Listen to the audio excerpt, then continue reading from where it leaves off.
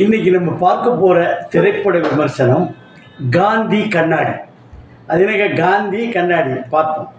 ஒன்றும் இல்லை, சின்ன வயசில் ஒரு இளம் ஜோடிகள் காதலிக்கிறார்கள். ஆமாம், அந்த காதலிக்கிறதுக்கு ஊரில் வழக்கம் போல் அந்த காலத்தில் என்ன சொல்ல போனாக்கா இன்னொரு 40 வருடத்திற்கு முன்பு என்றால் எப்படி இப்போ நிற்கக்கூடிய ஆணவ படுகொலையை விட கடுமையான ஒரு எதிர்ப்பு இருக்கிறப்போ அந்த இளைஞனும் அந்த பெண்ணும் ஊரை விட்டு ஓடி வருகிறார்கள். இது 40 வருடம் கழிச்சா கிட்டத்தட்ட ஒரு 60+ அது மாதிரி இருக்கிறப்போ ஒரு திருமணத்திற்கு செல்கிறார்கள். அது ஒரு 60ஆம் கல்யாண திருமணத்துக்கு. அங்கே போனாக்கா அங்கே அந்த பெரியவருக்கு ஒரு நினைவு வருது. என்ன வருது? அதாவது நம்மளுக்கும் ஒரு பிள்ளை இருந்தாக்கா இதை மாதிரி ஒரு 60ஆம் கல்யாணம் பண்ணி பார்ப்பாங்கல்லன்னு அந்த பெண்ணு, அந்த அம்மையார், அந்த கணவர் 2 பேரும் பேசிக்கிறாங்க. பிள்ளை தான் இருக்குது, நம்மளே பண்ணா என்ன கல்யாணம் திருட்டு கல்யாணம் பண்ணும்போது ஒரு நகை போட்டு ஒரு பெரிய விழாக்கள் நடத்தி விருந்து வச்செல்லாம் பண்ண முடியாது, உறவினர்லாம் வந்திருக்க மாட்டாங்க. அந்த விஷயத்தை இப்போ செய்வோமே அப்படின்னு ஒரு முடிவு பண்ணுகிறார்கள்.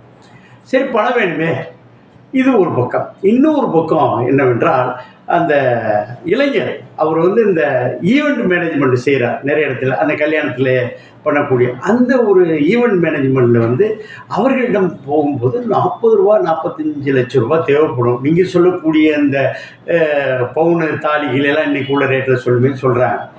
இல்லைப்பா, அதை செய்யணும்னு பார்த்தால் அந்த மனிதன் மாபெரும் பெரிய பணக்காரராக இருந்திருக்கிறார், சொத்து பத்தோடு இருந்திருக்கிறார். 200 கோடி ரூபா மதிப்புள்ள சொத்து பத்தோடு கோயம்புத்தூரில் இருக்கிறார். அங்கே போனால் ஏங்க இவ்வளோ பெரிய சொத்தை விட்டு வருகிறது? இல்லைப்பா, நான் காதலிக்கிறப்போ அதை காதலிக்காக வித்தன கெட்ட பேராப்பிடாதான் செக்யூரிட்டியாக வேலை செய்கிறார்.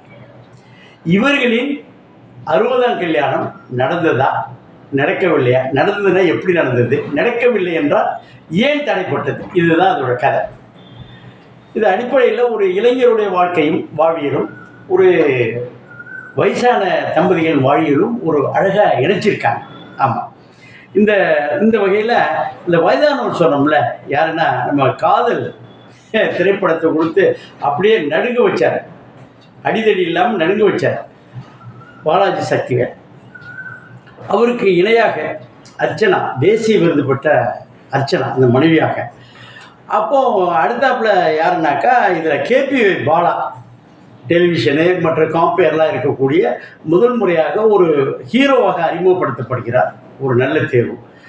அடுத்தாப்புல இது ஒரு பக்கம். இதில் என்னாச்சுன்னா, இது யார் தயாரித்தாங்க அப்படின்னா ஜெய்கிரண், அதாவது ஆதிமூலம் கிரியேஷன்ஸோடைய அந்த நிறுவனம் தயாரிக்குது. அதில் இயக்கம் ஷெரீப் இயக்கம். இதில் என்னாச்சுன்னா, அந்த இயக்கத்துக்கு அது தேர்வு செய்யப்பட்ட கதை எல்லாரையும் மனசை எப்போதும் திரைப்படங்கள் எப்போதும் கனெக்ட் ஆகும்.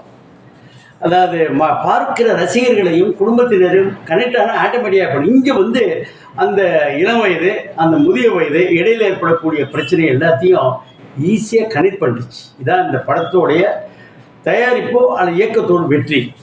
இதில் கேமரா யார் அப்படின்னு ஒத்து பார்த்தோம்னாக்கா, கேமரா ஒரு அழகு.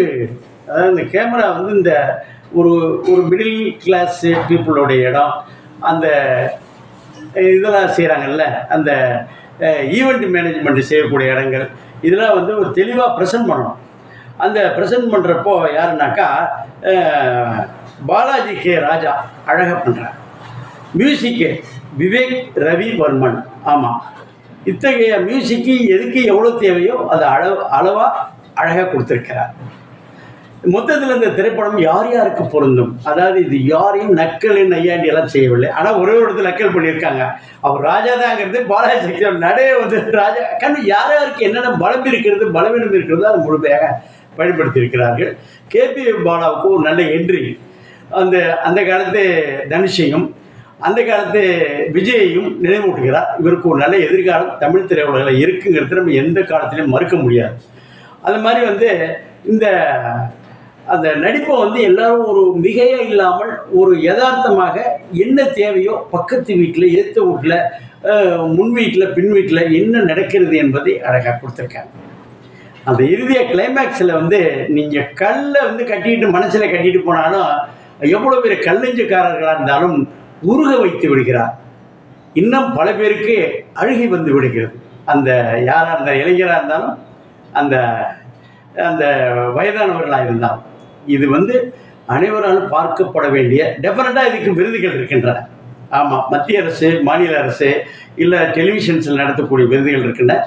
எல்லாரும் ரிப்பீட்டட் ஆடியன்ஸுக்கு இது மிகப்பெரிய வாய்ப்பு. எல்லாருமே பார்க்கலாம். வாழ்த்துக்கள். இந்த வீடியோ உங்களுக்கு பிடிச்சிருந்தா லைக் பண்ணுங்க, ஷேர் பண்ணுங்க, கமெண்ட் பண்ணுங்க, சப்ஸ்கிரைப் பண்ணுங்க, மறக்காம பெல் ஐகானை கிளிக் பண்ணுங்க.